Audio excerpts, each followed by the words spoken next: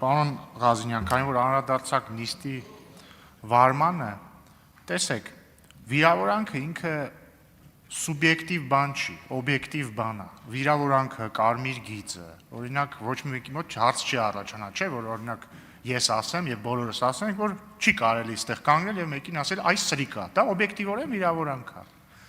Բայց մարդուն իր ավազանի անունով դիմելը կամ իր հոգեվորական անունով դիմելը արդեն վիրավորանքի կամ բարեկեցության հարց չի, դա քաղաքական կամ գուցե նույնիսկ, չգիտեմ, եկեղեցական դիրքորոշման հարց է։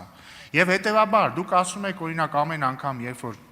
ձեր նշած անձին դիմեք ավազանի անունով, ես դա համարել եմ պրովոկացիա, եկաներեք նույն տրամաբանությամբ էլ կարող է պարոն Հովհաննիսյանի մեջ համարել հակառակն է կարմիր գիծ, կարող է իր համար կուսակրոնության ուխտը խախտածին եկեղեցական անունով դիմելն է կարմիր գիծ ու կարող է ինքն էլ դա համարի ներողություն։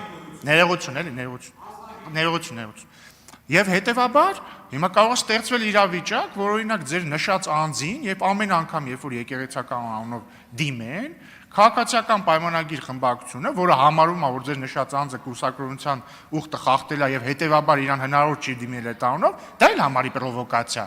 Եվ հետեւաբար ես առաջարկում եմ չգնալ այդ ճանապարհով եւ այո, դուք բոլորդ արդարացիորեն կարող եք եւ պետք է ակնկալեք, որ այս ամբողջ չհնչի վիրավորանք եւ ես ամեն ինչ կանեմ, որ այդպես լինի, բայց եկեք համաձայնենք, վիրավորանքն այնա, ինչ որ օբյեկտիվ է, ինչը որ քաղաքական դիրքորոշման հարց է, դա արդեն վիրավորանք չի կարող ի բնե մեկին իր ավազանի անունով դիմելը համարել վիրավորանք։ Կարող եք դուք դրան համաձայն չլինել, այո, դա ձեր իրավունքն է, բայց խնդրում եմ նիստերը չխաթարել։ Հիմա